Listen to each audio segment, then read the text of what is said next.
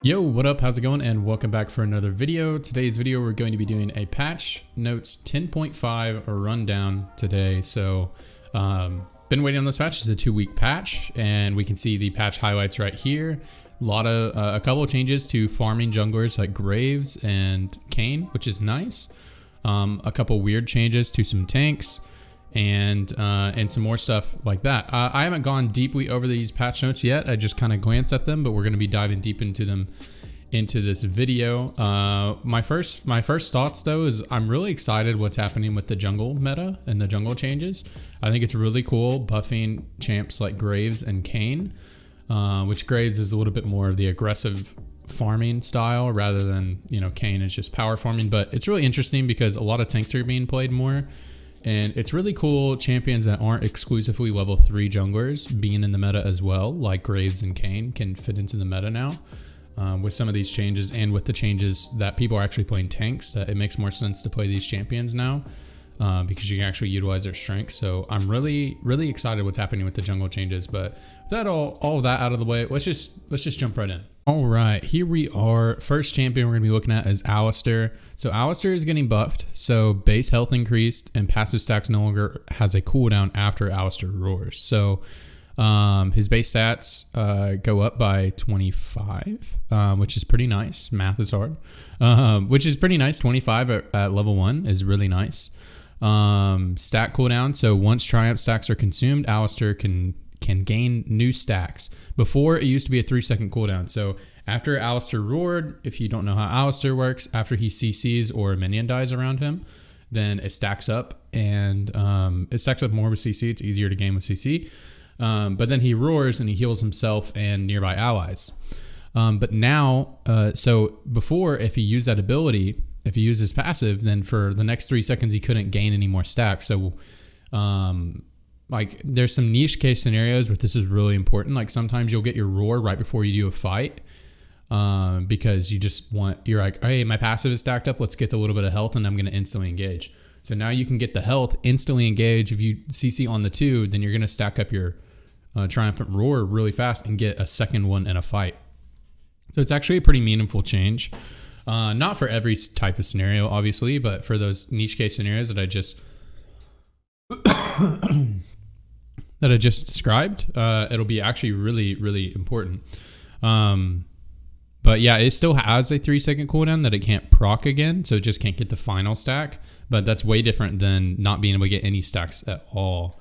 Alistar is really important. I'm really excited about him getting buffed because with the engaged support meta, with like Leona and Nautilus, Thresh, that type of stuff. Thresh is a little bit different than a normal engaged support, but Alistar was the only one not really being played. The only time he'd get played if all the supports were banned. And with enchanters getting buffed, and this champ has some built-in sustain for the lane, I think we're ramping up to getting into an Alistar meta, because we're gonna start seeing more mage supports.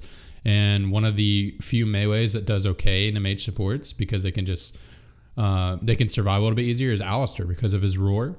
Helping his laner survive the lane, and then looking for engages with the jungler. So I think we are in store for an Alistar meta soon. I'm really excited. I love Alistar.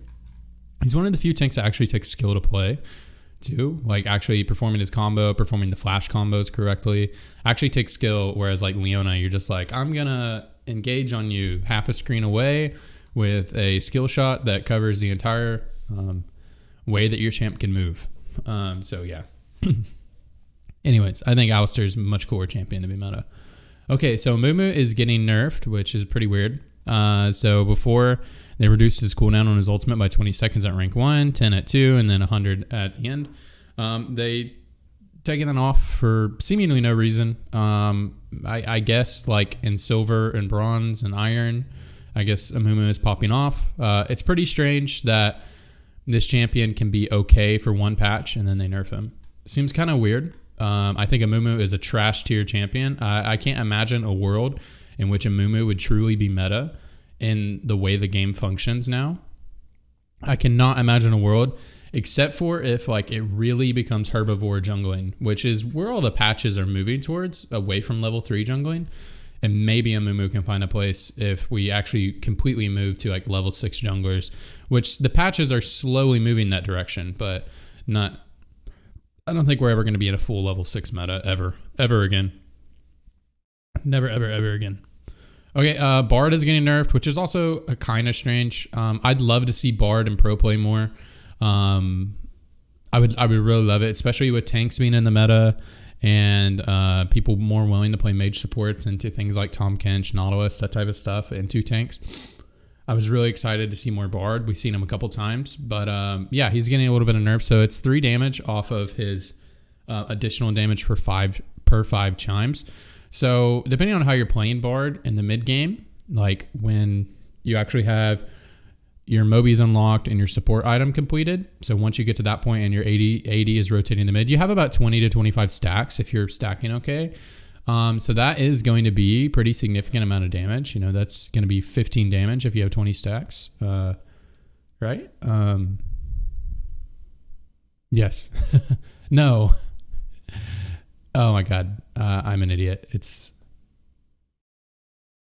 5 times 3. Whatever. You guys get it. You shouldn't do math while you're recording on camera because it makes you nervous. Even the simplest of math, it makes you nervous because you're like, oh, I have to do this math really fast. And then if you don't, then it makes you feel really bad. And I just woke up, so shut up. But anyways, it's going to be like 15 damage taken off, which is not that significant. But if you get into like pro play games where you're going to get to late game and you have 60 stacks, something crazy. I mean, you don't get like 60 stacks usually, but you know, you get some crazy amount of stacks. This is actually going to be impactful. I think for actual Bard players, you're really not going to feel this that much. It's just going to be a little bit of damage off of your mid game spike, which is kind of whatever. And also Bard getting nerfed is just kind of strange to me because I don't think anybody's complaining about Bard being strong. Like people are usually like, if you look at high Leo play and stuff like that, people are usually like, oh, fuck, I have a Bard on my team. You know, like they're like, ah, shit, I got a Bard. The enemy team has a Thresh. You know, normally people aren't even excited about Bard being in the game. So I think it's kind of weird that he's getting nerfed right now when he's actually starting to feel pretty good, especially with Omni Stone changes and stuff like that. So I was excited to see more Bard, but I don't think this is enough to nerf him, but just or enough to like make him not where he's played. But I think it's enough to make, you know, pro players who are like, hey, I promise Bard's pretty good here, or Bard's pretty good on this patch. I think it's enough for, you know, teammates on pro teams and coaches and stuff like that to be like, bro, you're trolling. I think it's enough of a nerf to where it's less likely we'll see Bard and pro play or anything like that. So that makes me kind of sad. Dude, I can't believe I just sat there thinking about that math forever. That's like the most simple thing in the world, but I'm also thinking about moving forward. Anyways, okay. A small nerf since it barely hit our triggers. Oh, so just a small armor nerf? Okay, I'm fine with that. Okay, whatever. I guess just a 3 armor nerf on Blitzcrank. I guess it's fine. He's been kind of decent. I kind of think engaged supports are kind of falling away, but Blitzcrank is one of those that is pretty good into mage supports as well. So I guess they're just nerfing him a little bit because he's going to be strong as a counter pick into a lot of mage supports.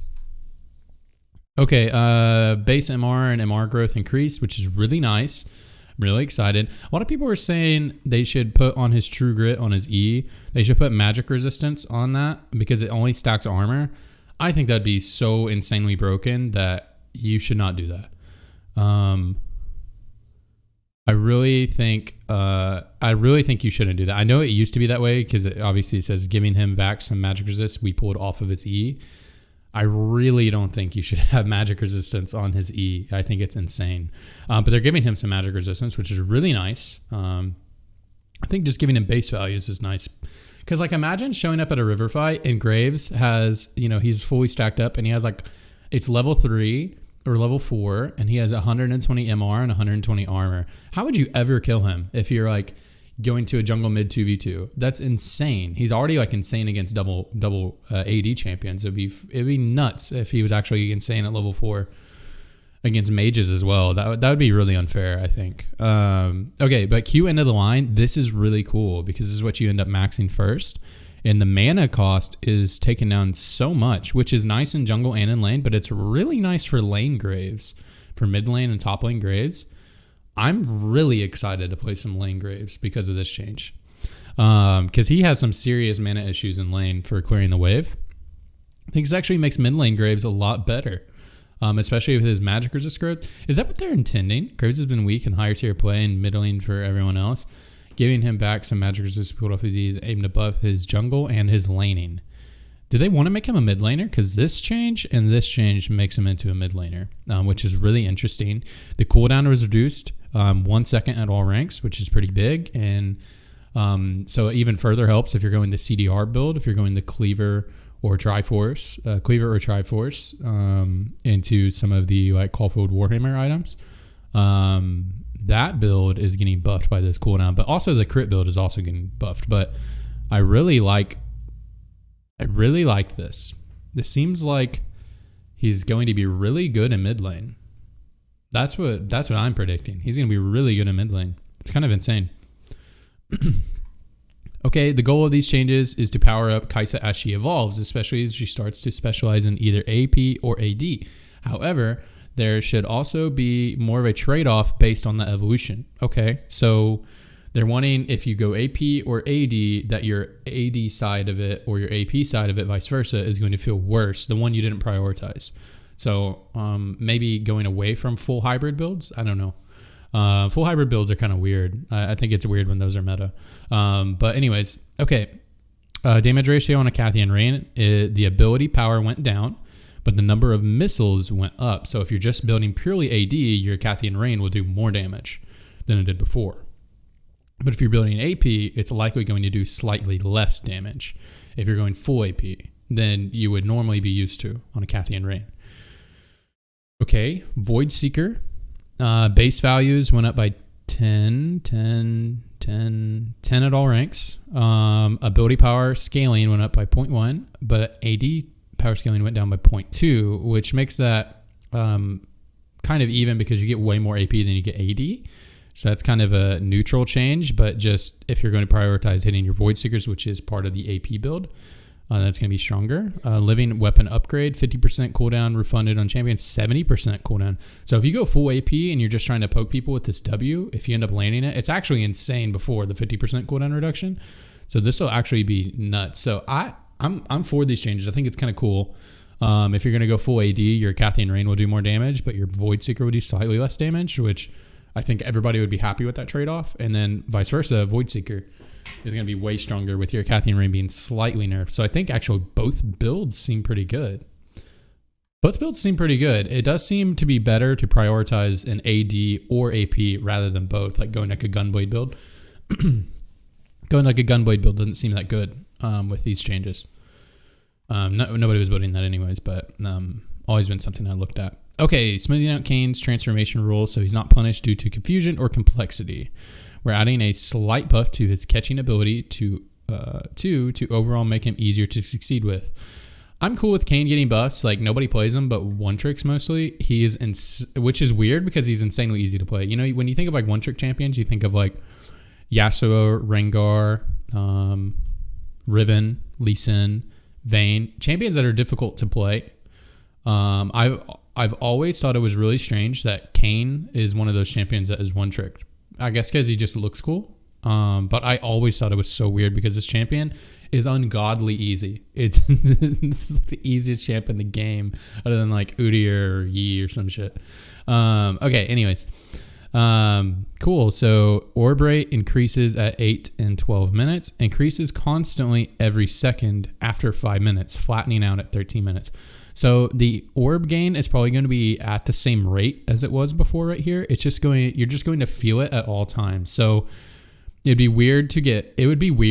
It is weird in its current state that you can go in for a gank at 735 and then get way less souls than you would have if you would have just waited 30 seconds. So this is like an intuitive change to help with that, to make the change feel more gradual rather than stagnant at these weird points. But the scaling is probably going to be exactly the same. So that's kind of cool. Okay, slow is up by 10%. That's pretty cool. Hey, that's pretty cool. Helps you get away from fights that you don't want to take, because a lot of times Kayn's just like, oh, hello, I'm going to hit you with this and run away. So it helps him get away from those. Okay, we're putting power back into Alessandra's thing. So just her AP ratio on her Q is going up. They're really trying to make her be like the Electrocute Alessandra of old. I really think like all the changes they've been slowly making, is I think nobody likes frontline Alessandra when she's meta. It's pretty annoying, like how she's able to just outlast fights, and that's what the aftershock changes made her worse. With the change to her passive made her much worse for that playstyle because you can't just free push the waves. I don't think this is enough to make her meta. Might be enough to make people want to play her more though. Or pro players make her play her more because I think she's already decent. She's okay, but not overpowered, anything like that. And the thing that made her really overpowered before, other than her ability to reset fights constantly with her ult, Sonya's, and Aftershock, what really made her strong was her ability to free push the first 2 waves. And then you could roam or make plays with your jungler at level 2 and level 3, which was insane. Or you can get a free recall. This doesn't help that because her issue now is she can't do that because the way her passive works now, where her passive worked with mana. So this change doesn't make her like crazy OP like she was 2 years ago or whatever. Cool. Nico's base attack speed growth and ratio increased. EAP ratio increased. Shield increased. So a lot of buffs for Nico. That's pretty cool. Cool. Her base attack speed growth up by 0.5%. Okay. Damage ratio up by 0.6. That's really nice. R Pop Blossom. Wow, some really big AP buffs. The attack speed growth is really interesting. I don't know what that means at all. Having just base attack speed on a mage is just really nice for CSing and with her passive. I really couldn't tell you because I really don't know the numbers on her 3-hit passive on her W. I really don't know the numbers that well, so I can't tell if this attack speed growth or attack speed ratio actually makes that build more viable, the on-hit Nico. But these changes definitely seem to not be moving in that direction. So it would lead me to believe that probably just the pure AP build is still the best, even though she's getting attack speed growth. This pure AP buff is really nice. 0.2 and then 0.25 and base value damage upgrades. That's actually insane. This makes Nico support much better too with the base value changes. Base value changes are really nice for support champions, but I think these buffs are definitely aimed at mid lane. This is pretty nice. This is alarming for me. I don't know what this means because I really couldn't tell you the numbers. If this is something crazy, then top lane Nico would be good as well. But with some of the changes to the turret plates, I think they're more comfortable giving attack speed to some of these ranged champions that can bully in top lane, because of some of the changes made to the turrets that we'll go on in a minute. But I think this is mainly going to make mid lane Nico good. Nico was already fine and was getting played in like Kespa. Nico was already fine, so this is probably a big enough buff to make her playable in pro play and stuff like that. It's probably a big enough buff for that, I would imagine. Doesn't mean she'll be played, but there's definitely compositions you can structure with like Rumble, Nico, Jarvan, stuff like that. Champions that are already meta, so it's pretty cool. And as a flex pick, so that's really cool.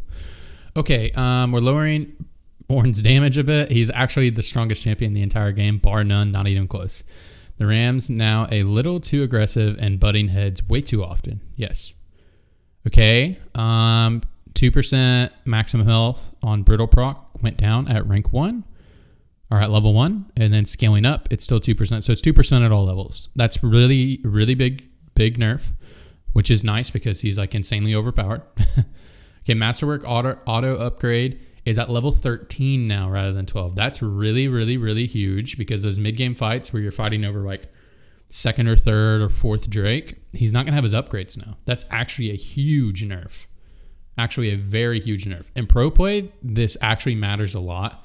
In solo queue, this matters a lot because people don't care about item timings. People don't care about item timings. People don't care about level timings. Even if you type it out to them and explain to them like, yo, we should wait for Kassadin 16. He's half a level from it. They're like, nope, we're fighting for a second dragon.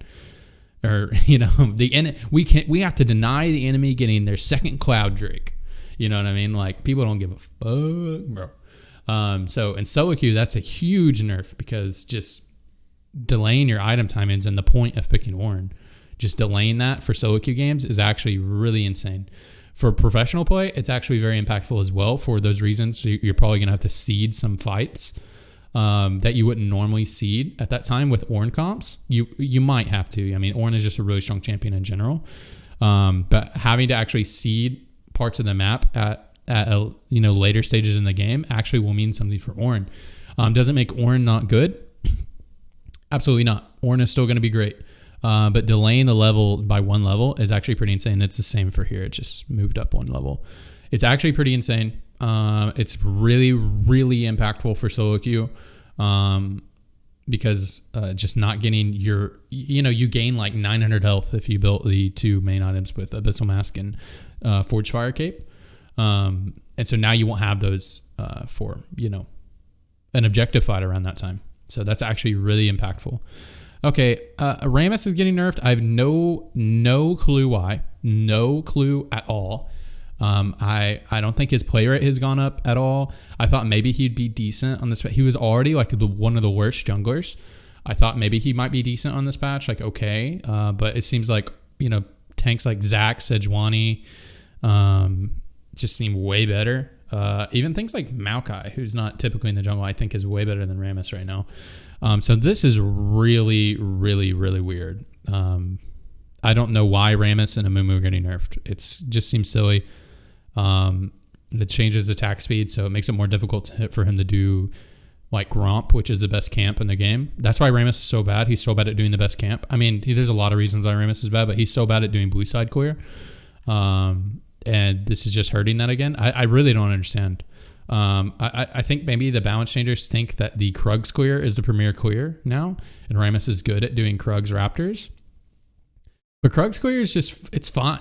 Krugs clear is fine. It's not overpowered like it was in the Scuttle meta 2 years ago, or maybe that was still last year. But it's not crazy like Scuttle meta. It's fine. You can do that path and it's fine. So it's really weird that Rammus is getting his attack speed nerf. That's really weird. Okay, Set is getting pretty substantial nerfs, especially for the jungle, because these are really impactful in the jungle. The armor, if you lose too much armor in the jungle, it's a death sentence for your first clear. His first clear was already he was kind of healthy. So this is going to make it a lot less healthy. His health regen is down by 1, which is really impactful for lane and jungle. And his health growth regen is down. So in ranged matchups, he's going to feel worse in the top lane. So the point is they're trying to make it harder to blind pick Set, because it seems like you can just blind pick Set. He has some bad matchups, but they don't really feel that bad. Even matchups you think would be bad aren't that bad because of his health regen. He has an insane health regen, so taking that down is nice. He was already not good in the jungle. I think they're just trying to do a play on words. And Set is also show-stoppingly strong in the jungle. He's not. He's not. He's just not.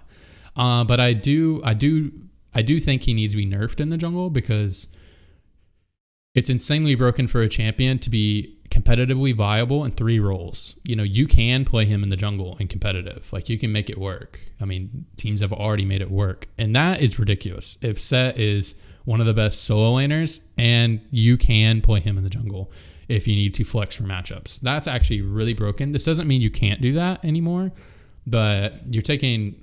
It's just even more of a risk. It's already a risk taking Set into the jungle.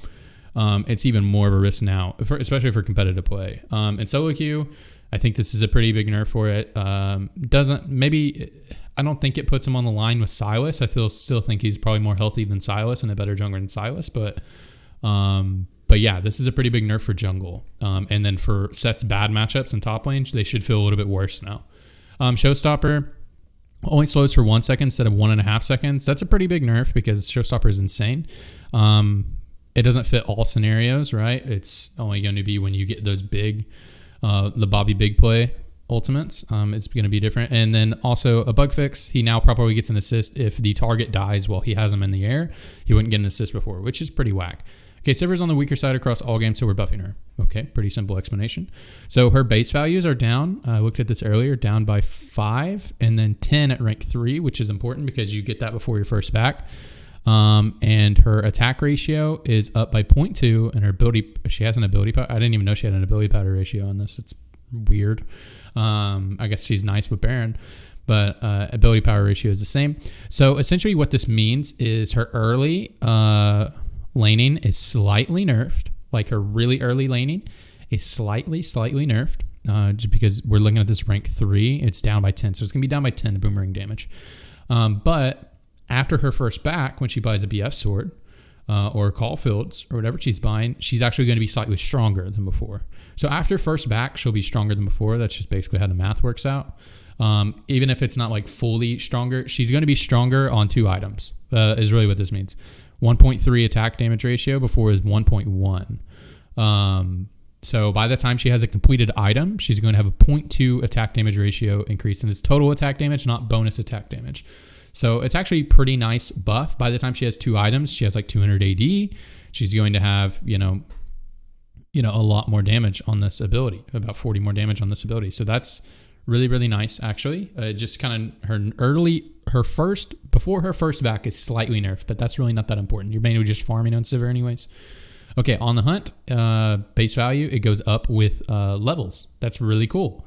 It's kind of strange that it didn't before. It just reduced cooldown before, I suppose. So that is really cool. Goes up to 30% at level 16. That's actually really, really, really nice.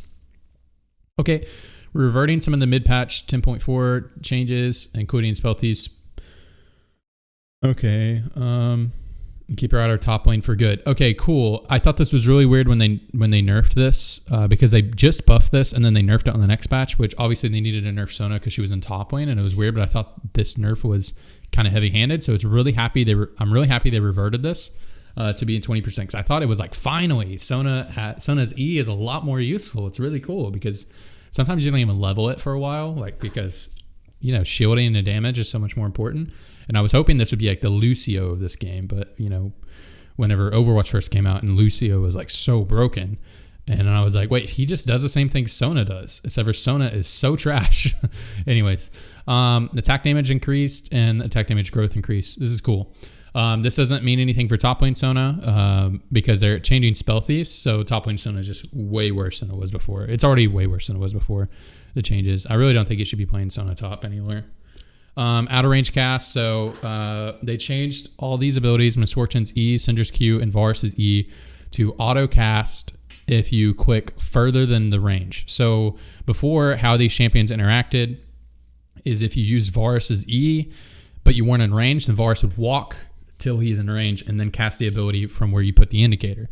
But now, if you just put it further past your indicator, then it'll just cast as far as it can. Similar to like something like a Lee Sin Q. You just point the direction you want to go and it'll go at max range. If you click max range, obviously. So yeah, it's similar to like that type of ability now, which is a cool change, especially the change they're making this for is for new players. It's really important for new players who are trying to learn champions because they're like, why is my champion walking forward? I remember like way back when I was learning champions, I would have trouble with that and stuff. Cool. Okay, so Darius is getting buffed in the jungle because nobody was playing him. I think this is actually really huge. I think there's a style you can play Darius where you go Cinderhulk and you take you build for being like kind of like an engaged sustain tank, kind of like Maokai. It sounds really weird, right? Except for you have way more damage than Maokai. So I think there's a style you can play where you build Cinderhulk and then you build Righteous Glory and Deadman's. Or maybe you build some other items, like depending on the matchup, but build like a Righteous Glory and you take Aftershock and you just fly into the enemy team, get your Aftershock on and just sustain tank with your Q. Like every time your flash is up, you just engage a fight like crazy. I think he's like a pseudo engage tank if you play him in the jungle. So I think this change is cool. It's also good for top lane Darius if you like when you want to do Krugs. And actually really cool. I really don't think they should buff Mordekaiser because I do not want him to be flexible in between top and jungle because he already has really high play rate. I think there's ways to play around Mordekaiser, but Mordekaiser as a jungler seems really broken if he's actually strong in the jungle. So I really don't like them adding damage to his kit, but I still don't think he's a very good jungler. But I'm just thinking about like competitive play, being able to flex that champion legitimately and how impactful his ult is for river fights. Especially as a jungler, you can just build econ items and just ult the enemy carry every fight and just Zhonya's because that's a low econ item. So I really don't want Mordekaiser to be in the jungle. I think it's really weird. Papi is getting a small buff. Papi was already good in the jungle. She was already like A tier jungler, actually legitimately good. People just sleep on the champion, and she directly counters Lee Sin, which is like the best solo queue jungler. People have been sleeping on Papi, and she's getting a small buff, 10 damage, 20 damage on rank 2, 30 damage on rank 3. Let's go. Her actual query is going to be insane. I wonder if this actually changes how quickly she clears her first raptors. If this extra 10 damage actually makes it to where she can clear it in one rotation. I don't know. I think she still needs 2 rotations to clear it. But pretty big buff. Okay, turret plates. So, all right, turret plates. Turret plates grant more gold, take more damage from melee champions, and are more resilient to group pushes. So this change, this is to try to help top lane. Okay, so the idea here with this change is you're going to add more turret plates or more gold to turret plates, and they're easier to take by melee champions. So if you're hard smurfing on the enemy top laner and you're playing like Camille or something like that, then it's going to give you more value, or Aurelia, it's going to be giving you more value for punishing the enemy and taking their plates, actually staying to take plates, because most of the time you just recall and just take the tempo advantage. So it's actually incentivizing a little bit more, actually taking the turret plates, and you're going to deal more damage because you're a melee champion and are more resilient to group pushes. This is an additional nerf to, they added Rift Herald on top side because they're like, look, there's a really impactful objective around your top laner. So actually having your top laner ahead means a lot. Well, what that actually transitioned to in professional play was top laners just swapped bottom at 8 minutes. In the bottom lane and support, they swap top before 8 minutes or at 8 minutes and there's a big team fight, or they can swap before 8 minutes to get a tempo advantage and just take it because the bottom lane is on that side. And then that would create some weird map states. Where both bottom lanes would or one of the bottom lanes would at least be top side, and they would get, the team that got the Rift Herald would just be group pushing down the top tower, and then they would summon Rift Herald to finish it off, right? And then another weird thing would happen is either the enemy team could contest that and actually fight you off the tower and make you have to use it somewhere else, or they would leave their marksman in the bottom lane. This is something that Team Liquid has done forever. They'll leave their marksman in the bottom lane or on the opposite side of the map, wherever everybody is grouping at, and they would just take turret plates solo on their own. But with the nerf to how ranged champions interact with tower plating, it should not be viable for that strategy to not contest the group push. But on the flip side of things, the group push is going to be weaker because the amount of resistances your turret plates get increase now even more for each champion that is nearby. What do I think actually happens with this change? I think nothing. If I'm being real, I think this change is really cool for top lane in terms of getting, actually snowballing your melee top laner, like a Camille, Fiora, something like that. If they can get a big advantage in lane, I think actually snowballing and playing for your top lane is buffed. But I think what the idea of changing the Rift Herald, I think doesn't actually change anything. Maybe teams will do stuff differently, but they were already taking down to first 2 turret plates or resistances as a team, and then using the Rift Herald after it. And so you won't get that big impactful changes from the Bulwark resistances. So this doesn't really come into play after you knock down turret plates. But if you knock down 2 turret plates, Shelly's going to do true damage to the tower. So I think swapping the top and using Rift Herald on the tower plating is still super viable, if not better, because the way teams are already utilizing it. I think it just might be better. But what is nerfed is seeding the top side and just leaving your marksman on the other side to get free turret plates on their own. It does actually nerf that. So the punishment is being nerfed for making that play. So it'll be interesting if teams still try to make that trade. That's how I think it's going to be. Is it's going to be harder to make that trade. You actually still will want to contest for turret plates, or contest your own turret plates from getting taken. That might be how the meta shifts, but maybe it doesn't. Maybe, the way I'm looking at these numbers, maybe it actually does significantly nerf the first 2 plates with a bunch of team members by. And so maybe it actually, the nerfs are even to where the strategy stays the same. It just takes longer for both things to happen. So it just takes longer for the team with Rift Herald to take the top tower, and just takes longer for the team that leaves their marksman bottom to take that tower. And the both just takes equally longer. If that happens, then literally nothing changed. But I do think the nerf to range champions on tower by themselves is probably a bigger nerf, just based on how teams are actually utilizing Rift Herald now. I think it's actually a bigger nerf for just seeding it. So if you watch like a Team Liquid game, they make this trade every time, unless they just have the early catch and they're just like snowballing really hard, they'll actually go for it. But usually they make the trade of just leaving double lift bottom and just taking tower plates. And a lot of teams do this as well. I'm just using Team Liquid as an example. So that's really interesting. We kind of just have to see how this play out. The extra gold on the plates is really actually cool for top lane if you are like snowballing. So it's actually pretty good for solo queue. I think this buff is really good for solo queue. And maybe we'll make less ranged top laners. But so turret plates take 17% reduced damage from ranged champions. It's basically what we've been talking about.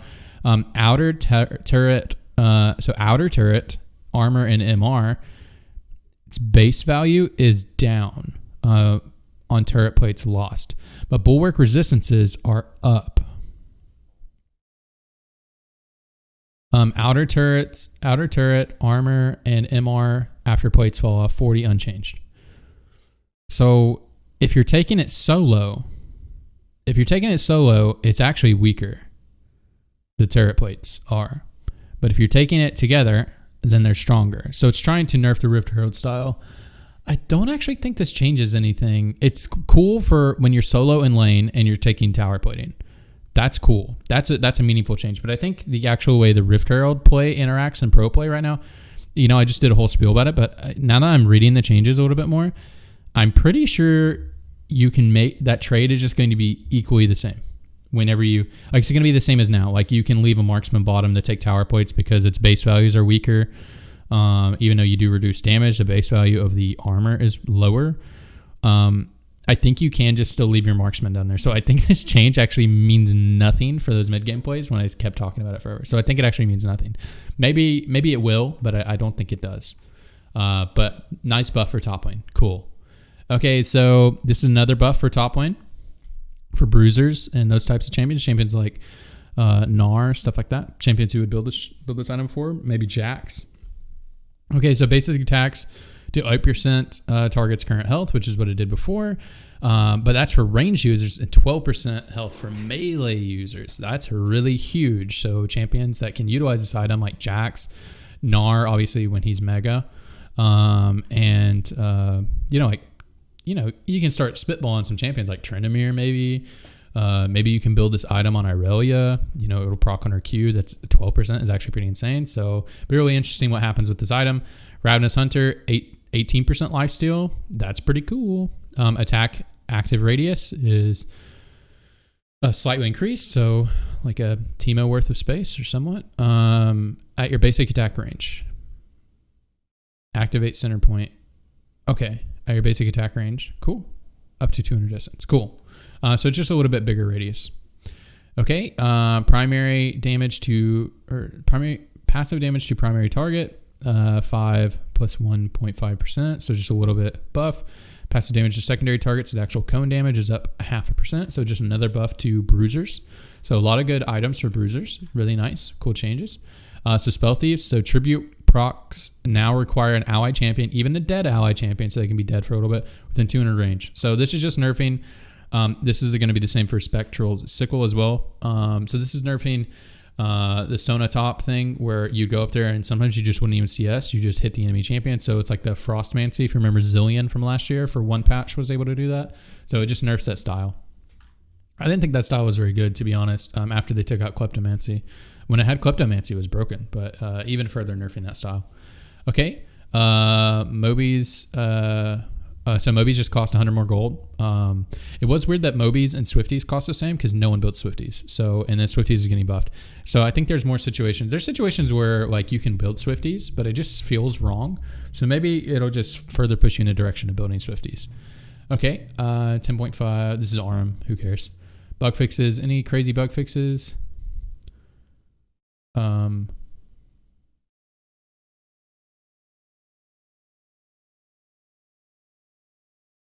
Whoa, that's weird. I didn't know that was a thing.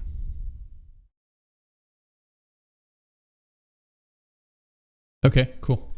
Cool little skins. Black Frost Renekton is really cool. These are actually pretty nice skins. I'm not into the Hextech skins. I think they're kind of lame.